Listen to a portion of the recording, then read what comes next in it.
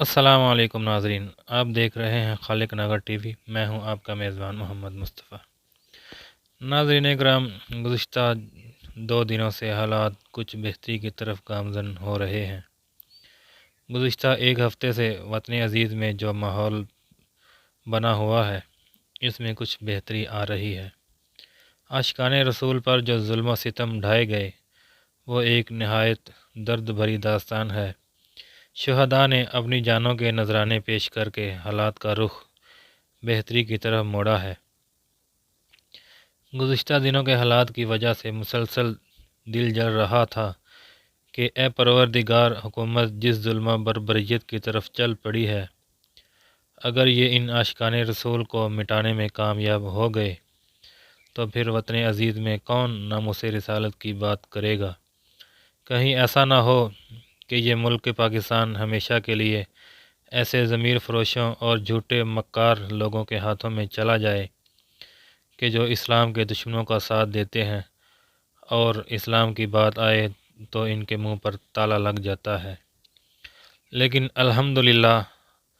الحمدللہ عاشقان رسول نے ان دین دشمنوں کا راستہ اپنی جانوں کے نذرانے پیش کر کے روکا اور اللہ تعالیٰ نے ان کو فتح عطا فرمائی۔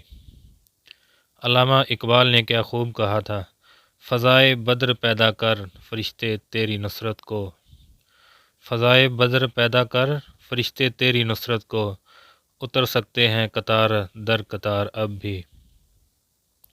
ہم نے دیکھا اپنی آنکھوں سے فرشتوں کو زمین پر اترتے ہوئے۔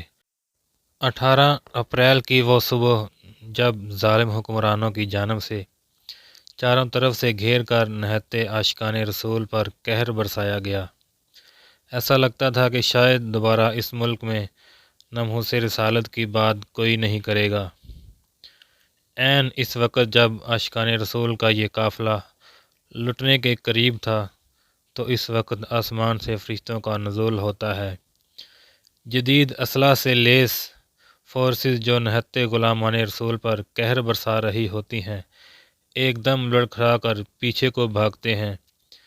نہتے مصطفیٰ صلی اللہ تعالیٰ علیہ وسلم کے دیوانوں کے سامنے بندوق والے بے بس نظر آنے لگتے ہیں۔ یہ سب اس پروردگار کی بھیجی ہوئی مدد کا نتیجہ ہے جس پر اس رب کا جتنا شکر ادا کیا جائے وہ کم ہے۔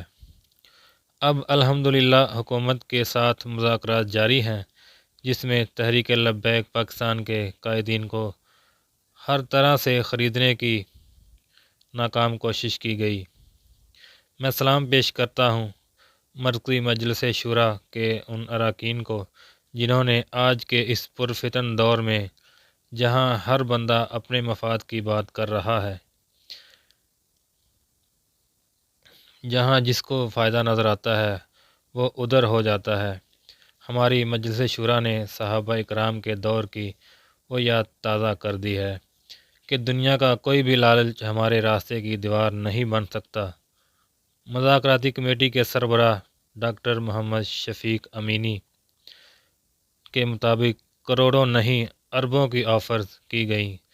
سینٹ کی سیٹیں، قومی اسمبلی کی سیٹیں، جتنی سیٹیں چاہیں لے لو، بیرونی ویزے فلان پتہ نہیں کیا کیا کچھ آفرز کی گئیں، مگر سلام ہے ان عاشقان رسول کو جو کسی لالچ، کسی قسم کے دھمکی کو خاطر میں لائے بغیر اپنے موقف پر ڈٹے ہوئے ہیں۔ وہ جماعت جس کا قائد سمیت 40,000 کے قریب کارکنان جیلوں میں اور سینکڑوں علماء کرام جیلوں میں بند ہیں، اس کے باوجود انہوں نے تاریخ رقم کر دی، حکومت وقت کو گھٹنے ٹیکنے پر مجبور کر دیا۔ انشاءاللہ کل مذاکرات کے 2 دور ہوئے جو بغیر نتیجہ کے ختم ہو گئے۔ آج اللہ کی طرف سے بہت بڑی خوشخبری کی امید ہے۔ انشاءاللہ آج بہت بڑی اور بہت اچھی خبر سننے کو ملے گی۔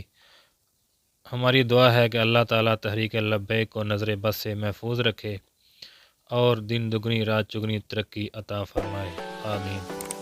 ناظرین اگر ویڈیو پسند آئی ہو تو لائک کر دیجئے اور شیئر کر دیجئے، چینل کو سبسکرائب نہیں کیا تو سبسکرائب کر دیجئے۔ ملتے ہیں اگلی ویڈیو میں، تب تک کے لیے اللہ حافظ۔